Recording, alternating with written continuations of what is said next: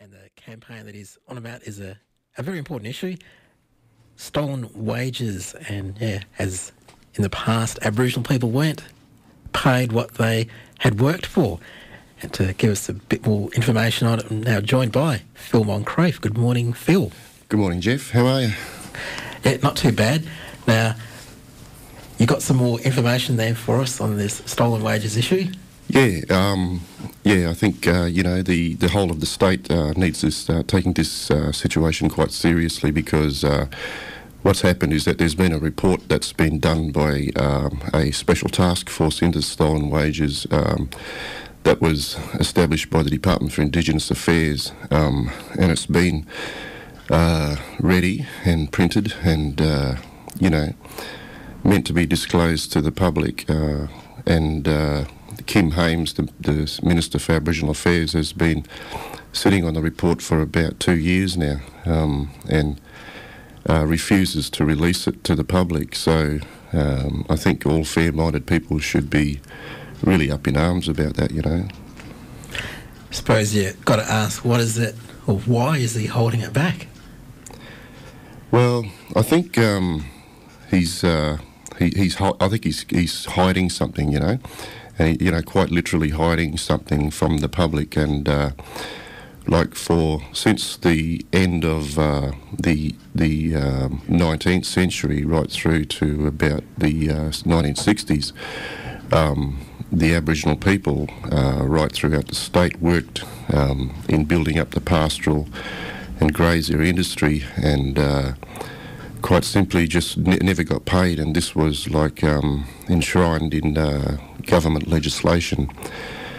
It sort of, that's why people like Archie Roach sing flour, sugar, tea, or whatever it is, because that's all they were paid, was just rations and a pair of dardagees, which is, a pair of trousers, a shirt and some dresses for the women. And women were doing men's work as well, like stock work, as well as putting up windmills and putting up cattle yards and stuff like that.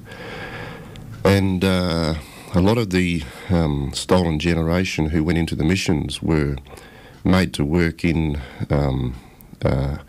in those institutions and never ever got paid. And there's a lot of old people out there who are still waiting to be paid. And I just think that this goes right against the ethos of the Australian worker, and we should all be up in arms about that. And you've got a report there from the Aboriginal Legal Service, and it's got some, I suppose, not so good information in there. Can you tell us some of the bits there that would be especially of interest for us?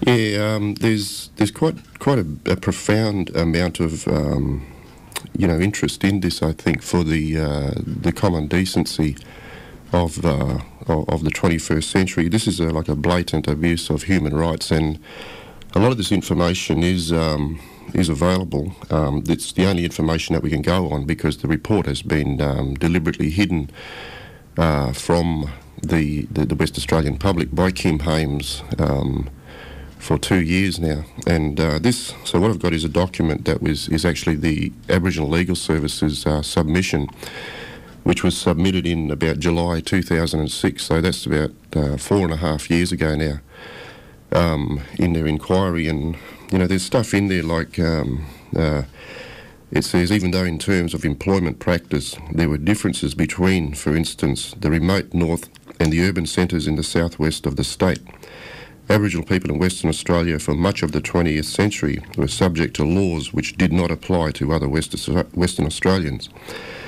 The identification of Aborigines or natives in the statute was by notions of caste and fractions of blood descent.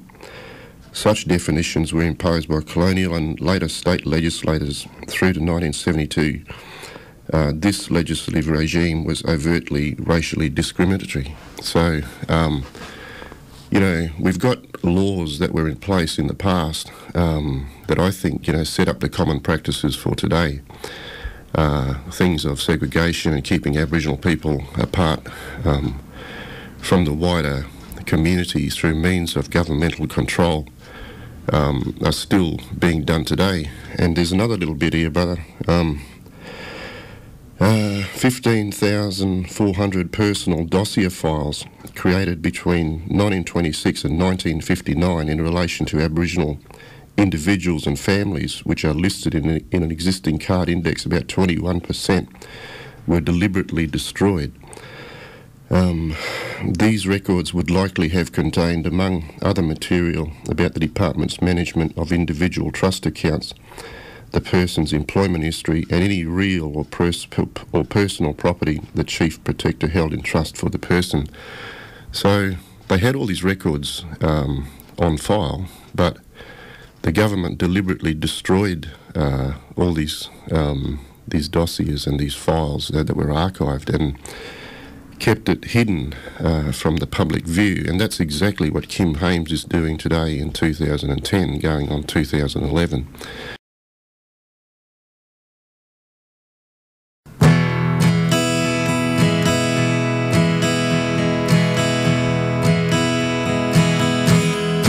Tjandamurra, little warrior, little brother,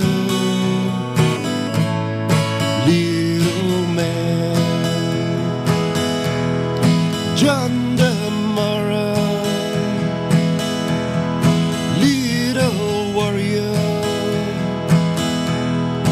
little brother,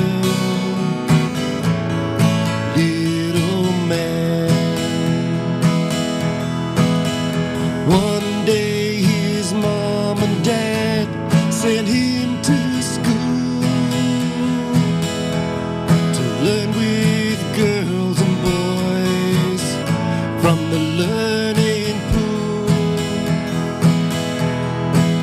And they laughed and played as children often do. Little man from the land of the didgeridoo. And then a man of Satan, evil on his mind, took it on himself to hurt this little child. And as the news came through that he brought the petrol on, I wished I was there, Tjandamurra. I wish you had someone. Tjandamurra, little warrior, little brother, little man.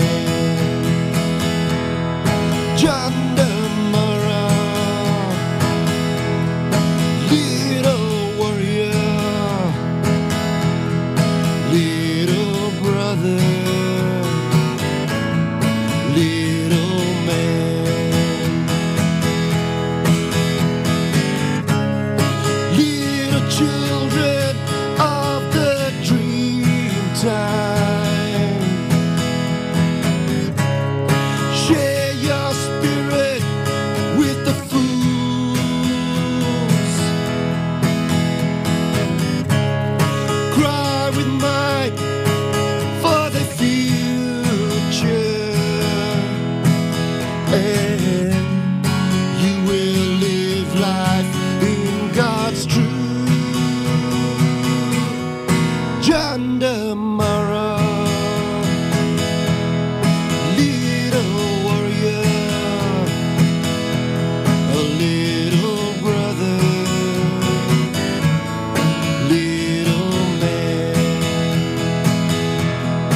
Tjandamurra, little warrior, little brother, little man.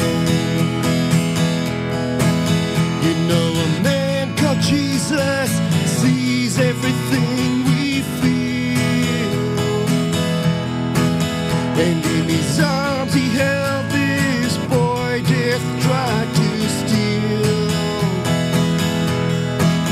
And if you think I've